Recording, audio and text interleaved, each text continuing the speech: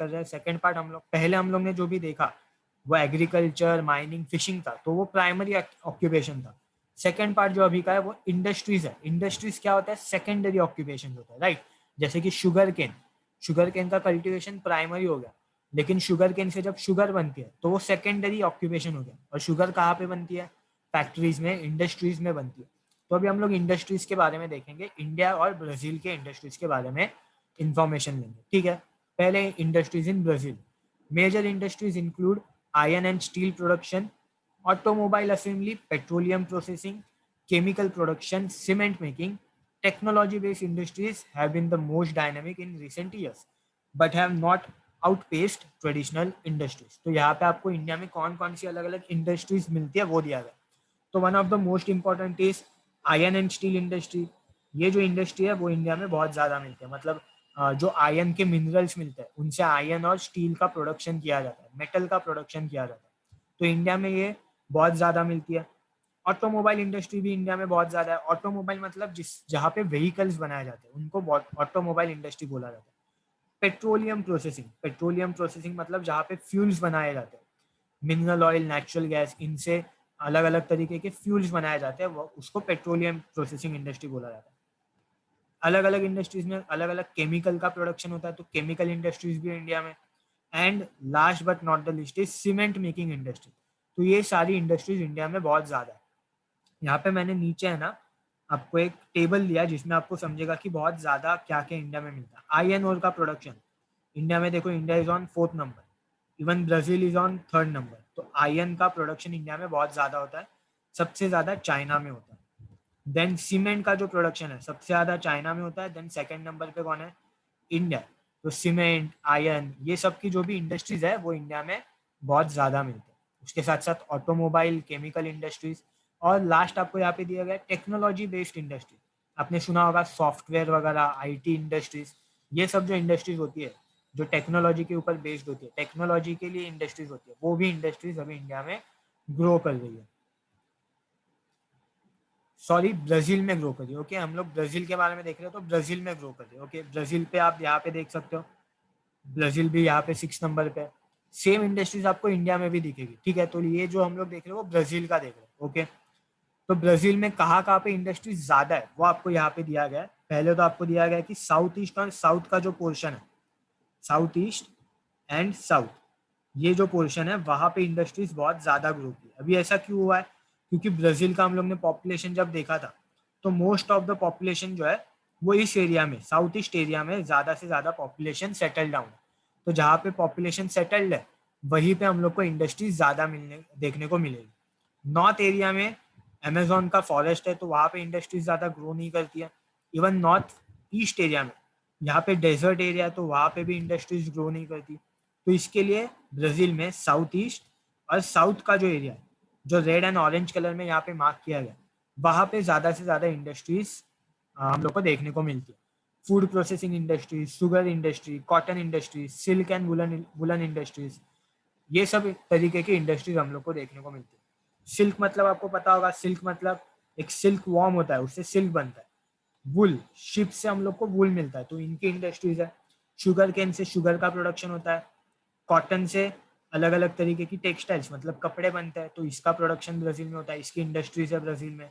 और ये सब कहाँ पे दिखते हैं हम लोग को? साउथ एंड साउथ ईस्ट जगहों पे हम लोग को ब्राजील में दिखती है। नॉर्थ में ज़्यादा इंडस्ट्रीज नहीं है। Okay, now industries in India. The distribution of industry in India is highly uneven. This is so partly on account of uneven distribution of necessary raw materials and power resource, and partly due to concentration of enterprises, financial resources and other necessary conditions in large town. तो यहाँ पे आपको दिया गया है कि India में है ना जो इंडस्ट्रीज मिलते हैं हम लोग को, उनका डिस्ट्रीब्यूशन बहुत अनइवन है। अनइवन मतलब देखो, ब्राजील में हम लोग ने देखा था साउथ ईस्ट में मिलती है और साउथ में, तो दो ही जगहों पे मिलती है, तो यहाँ पे हम लोग बोलेंगे इवन डिस्ट्रीब्यूशन। इंडिया में अगर आप देखोगे ना तो अनइवन है। अनइवन मतलब कहीं एक जगह पे इंडस्ट्री ज्यादा नहीं है, पूरे इंडिया में आपको अलग अलग जगह पे अलग अलग इंडस्ट्रीज दिखेगी। ऐसा क्यों होता है? क्योंकि अलग अलग इंडस्ट्री अलग अलग रॉ मटेरियल पे डिपेंड करती है। फॉर एग्जाम्पल, अगर आयरन इंडस्ट्री होगी तो उन लोग को आयरन ओर लगेगा, तो जहाँ पे आयरन ओर मिलेगा वहाँ पे आयरन इंडस्ट्री। कॉपर की इंडस्ट्री होगी तो उनको कॉपर के ओर्स लगेंगे। शुगर की इंडस्ट्री होगी तो उन लोग को शुगर केन लगेगा। तो जहाँ पे शुगर केन मिलता है वहीं पे शुगर इंडस्ट्री। तो डिपेंड किसके ऊपर होता है, रॉ मटेरियल के ऊपर डिपेंड होता है। तो इंडिया में अलग अलग जगहों पे अलग अलग रॉ मटेरियल्स मिलते हैं, इसके लिए अलग अलग इंडस्ट्री इंडिया में अलग अलग जगहों पे। कुछ इंडस्ट्रीज के लोगो एंड नाम आपको दिए गए। ओएनजीसी, ओएनजीसी मतलब oil and natural gas corporation of India. तो यहाँ पे ये इंडस्ट्री में क्या होगा, नेचुरल गैस और मिनरल ऑयल का जो भी रिफ्यूलिंग होता है या जो भी उनका प्रोडक्शन होता है या फिर उनको अच्छे से उनके फ्यूल्स बनाने का जो काम होता है वो ये इंडस्ट्रीज में होंगे। यहाँ पे आपको दिया है RINL। RINL मतलब राष्ट्रीय इस्पात निगम लिमिटेड। इस्पात मतलब जो स्टील होता है, तो स्टील की इंडस्ट्री है, ठीक है। फिर यहाँ पे आपको दिया गया आरए। आरए जो है वो मिल्क की इंडस्ट्री है। फिर यहाँ पे चित्तरंजन लोकोमोटिव वर्क्स जो कि रेलवे की इंडस्ट्री है, रेलवे के अलग अलग पार्ट्स बनते हैं। यहाँ पे आपको दिया है महाराष्ट्र एग्रो इंडस्ट्रीज, मतलब एग्रीकल्चर से रिलेटेड जो भी इंडस्ट्रीज होती है वो इसमें आएगी। देन यहाँ पे आपको दिया है KVIC। KVIC मतलब जो है वो khadi and village industry corporation, मतलब जो भी विलेज में छोटी छोटी इंडस्ट्रीज होती है या फिर खादी की इंडस्ट्रीज होती है, खादी के कपड़े इंडिया में बनते हैं उसकी industry. Now this is central silk board, silk से जो भी सिल्क वॉर्म से जो सिल्क बनता है उसके लिए industry. Last is RCF। RCF मतलब जो भी ये होते हैं फर्टिलाइजर्स, उसकी ये इंडस्ट्री है, राष्ट्रीय केमिकल्स एंड फर्टिलाइजर्स। तो यहाँ पे केमिकल्स एंड फर्टिलाइजर्स बनते हैं। तो ऐसी अलग अलग इंडस्ट्रीज इंडिया में देखने को मिलती है ना। ये इंडस्ट्रीज जो है वो कौन कौन से जगहों पे देखने को मिलती है उसके बारे में थोड़े पॉइंट्स आपको याद रखना। Jharkhand, Orissa, adjoining Chhattisgarh and Madhya Pradesh, parts of Rajasthan, Karnataka and Tamil Nadu account for the most of metallic minerals. अभी मेटेलिक मिनरल्स मतलब क्या, कुछ ऐसे माइन से हम लोग को मिनरल्स मिलते हैं जिससे मेटल बनते हैं। कुछ ऐसे मिनरल्स, कुछ ऐसे हम लोग को मिनरल मिलते हैं जिनसे मेटल नहीं बन पाते, जैसे कि कोल। कोल एक मेटल है क्या, नहीं, तो उनको नॉन मेटेलिक बोला जाता है।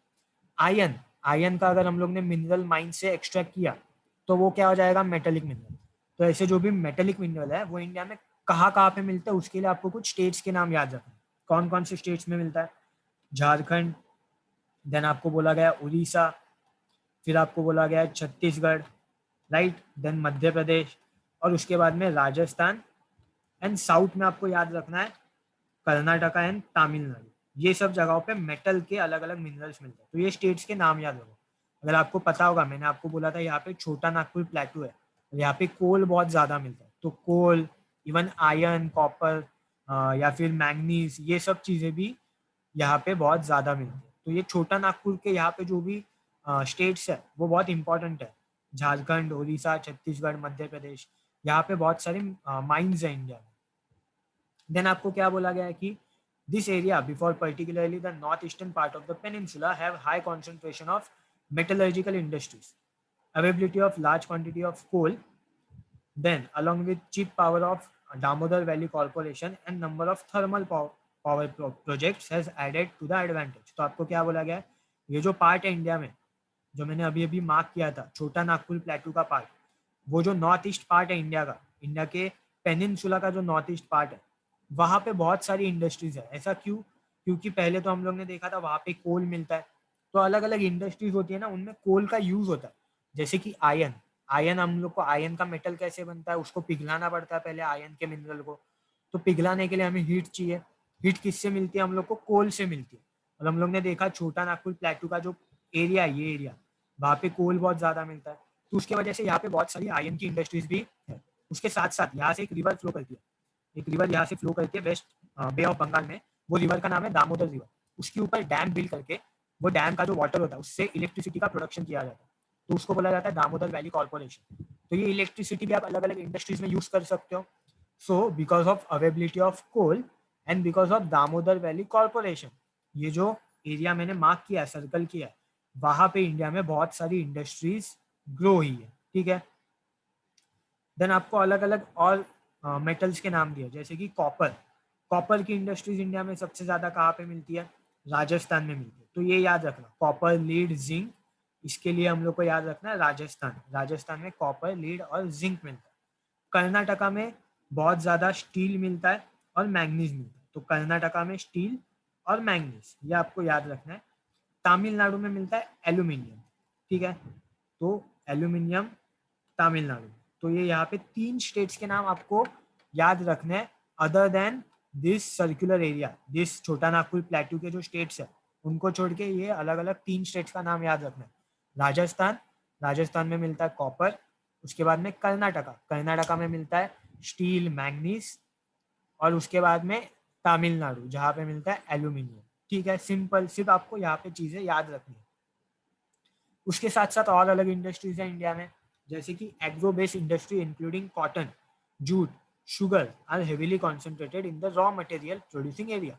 तो जहाँ पे कॉटन का प्रोडक्शन होगा, जैसे कि महाराष्ट्र, गुजरात, वहाँ पे कॉटन की इंडस्ट्रीज होंगी। This is a picture of cotton industry. ये जो आपको रोल दिख रहे हैं वो कपड़े के रोल है, ठीक है, टेक्सटाइल रोल है।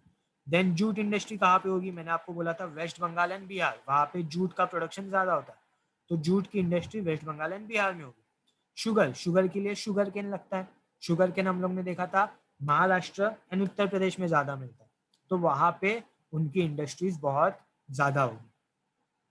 सिमिलरली जहाँ पे भी फॉरेस्ट अवेलेबल होता है वहां पे अलग अलग इंडस्ट्रीज होती है, फॉरेस्ट बेस्ड इंडस्ट्री, जैसे कि पेपर इंडस्ट्री, या फिर प्लाईवुड बनता है वुड से, तो प्लाईवुड की इंडस्ट्री, मैचेस, माचिस जो होती है उसकी industries, resins and lacs. Resins and lac क्या होता है, लॅक से ना चुडिया बनती है, बांगडी, ठीक है, बांगडी असते मराठीमध्ये आपण बांगडी बोलतो, तो वो किससे बनती है, लॅक से। रेजिन्स मतलब, रेजिन्स मतलब जिससे रबर या फिर ग्लू वगैरह बनता है, गम बनता है, ये सब इसको क्या बोला जाता है, रेजिन्स। ये हम लोग को प्लांट से मिलते हैं। लैक जो है वो एक इंसेक्ट से मिलता है। तो ये सब इंडस्ट्री कहाँ पे ज्यादा होती है, जहाँ पे फॉरेस्ट होता है, क्योंकि फॉरेस्ट में हम लोग को इंसेक्ट्स मिलेंगे, फॉरेस्ट में हम लोग को वुड मिलेगा, ठीक है, तो फॉरेस्ट में ये इंडस्ट्रीज ज्यादा ग्रो करती है। जहाँ पे फॉरेस्टेड एरिया है वहां पे ये इंडस्ट्रीज ज्यादा ग्रो करती है। सीमेंट इंडस्ट्री, यहाँ पे देखो सीमेंट इंडस्ट्री का एक पिक्चर मैंने इंक्लूड किया। The distribution of cement industry is very highly condition by the availability of raw material. तो जहाँ पे रॉ मटेरियल अवेलेबल होगा वहां पे सीमेंट की भी इंडस्ट्रीज इंडिया में देखने को मिलती, ठीक है। जहाँ पे कोस्टल इंडिया, इंडिया में फॉर एग्जाम्पल केरला, केरला का कोस्टल एरिया है, तो वहां पे क्या क्या मिलता है हम लोग को, किसकी इंडस्ट्रीज मिलती है, कोयर। कोयर क्या होता है, आपने देखा होगा, इससे रोब्स बनते हैं, सुतर बोलता है मराठी, तो इसकी इंडस्ट्रीज हम लोग को कोस्टल रीजन जैसे कि केरला वहां पे मिलती है। कोपरा, कोपरा आपने देखा होगा, मराठी में अपन खोबरा बोलते, तो ये भी वहाँ, इसकी इंडस्ट्रीज भी केरला में बहुत ज्यादा है, क्योंकि केरला कोस्टल एरिया है। और उसके साथ साथ जो फिश इंडस्ट्री है, फिश, कभी कभी फिश को कैन्स में स्टोर किया जाता है और उनको बेचा जाता है, तो उसको बोला जाता है फिश कैनिंग इंडस्ट्री। ये इंडस्ट्रीज भी केरला में बहुत ज्यादा मिलती है। तो यहाँ पे हम लोग ने देखा कि कोस्टल एरिया जो है इंडिया में, वहां पे हम लोग को कोयर इंडस्ट्रीज, कोपरा इंडस्ट्रीज और फिश की इंडस्ट्रीज देखने को मिलेंगी, for example Kerala.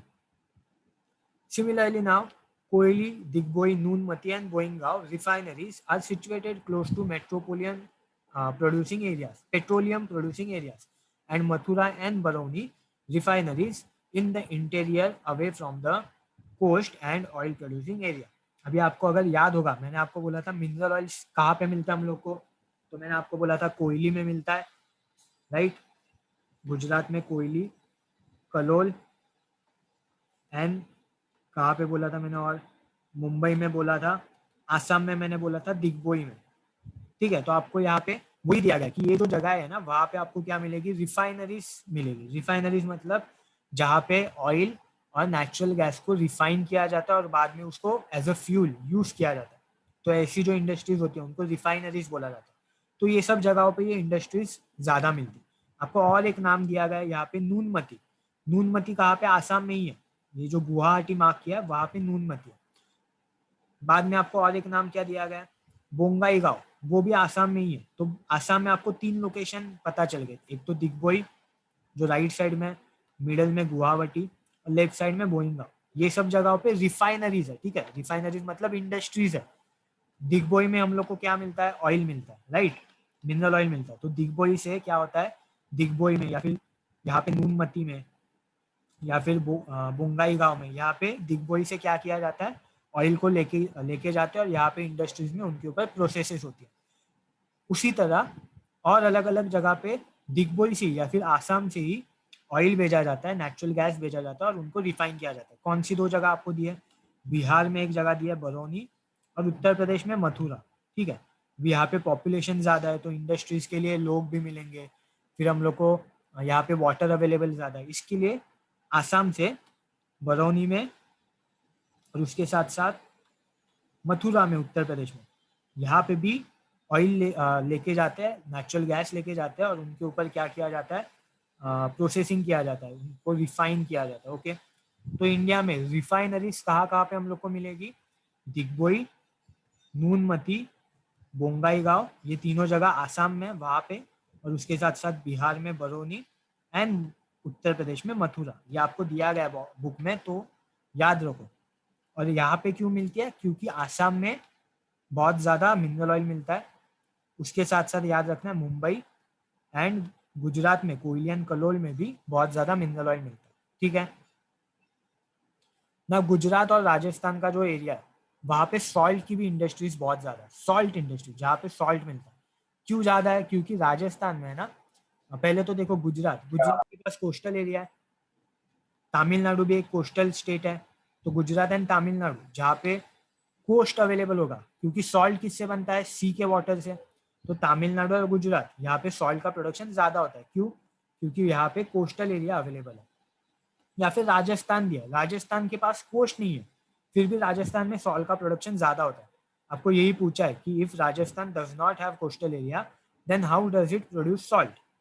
For example ये इंडिया का मैप देखो, देखो गुजरात के पास कोस्टल एरिया है, तमिलनाडु के पास कोस्टल एरिया है, राजस्थान के पास कोई कोस्ट है क्या, सी है क्या, नहीं, फिर भी राजस्थान में सॉल्ट का प्रोडक्शन बहुत ज्यादा होता है। अभी ऐसा क्यों, क्योंकि राजस्थान में इंडिया की एक बहुत बड़ी सेलाइन लेक है, सेलाइन मतलब जिसमें सॉल्ट बहुत ज्यादा होता है, वो लेक का नाम है सांभार सॉल्ट लेक, राजस्थान में। आप गूगल पे सर्च करना सांभार सॉल्ट लेक, राजस्थान में ये लेक है। लेक में है ना, ये लेक में पानी बहुत कम होता है, लेकिन सॉल्ट है ना वो पानी में बहुत ज्यादा होता है, इसके लिए राजस्थान में सॉल्ट की इंडस्ट्रीज हम लोग को देखने को मिलती है। ओके, सिमिलरली इंडिया में अलग अलग जगह पे और इंडस्ट्री है, जैसे कि ये ऑटोमोबाइल इंडस्ट्री, राइट, ब्राजील में भी देखी थी हम लोग ने, mechanical engineering, electricals and automobile industry, मतलब जहाँ पे मशीन्स बनती है, इलेक्ट्रिकल कुछ मशीन्स बनती है, या फिर ऑटोमोबाइल्स मतलब व्हीकल्स बनते हैं, ये सब इंडस्ट्री इंडिया में अवेलेबल है। सिमिलरली हम लोग ने ब्राजील में भी देखा था कि ब्राजील में भी ये इंडस्ट्रीज मिलती है। फर्टिलाइजर्स मतलब जिनको एग्रीकल्चर के लिए यूज किया जाता है, उनकी इंडस्ट्रीज इंडिया में मिलती है। और ऐसे अलग अलग और इंडस्ट्रीज इंडिया में आपको देखने को मिलेगी, अलग अलग अलग जगहों पे, अलग अलग सिटीज में। नाउ हम लोग का कुछ पार्ट हम लोग को यहाँ पे देखना है ट्रेड स्टार्ट करने से पहले, तो वो हम लोग थोड़ी देर के बाद करेंगे। पहले मुझे बताओ अभी तक का पोर्शन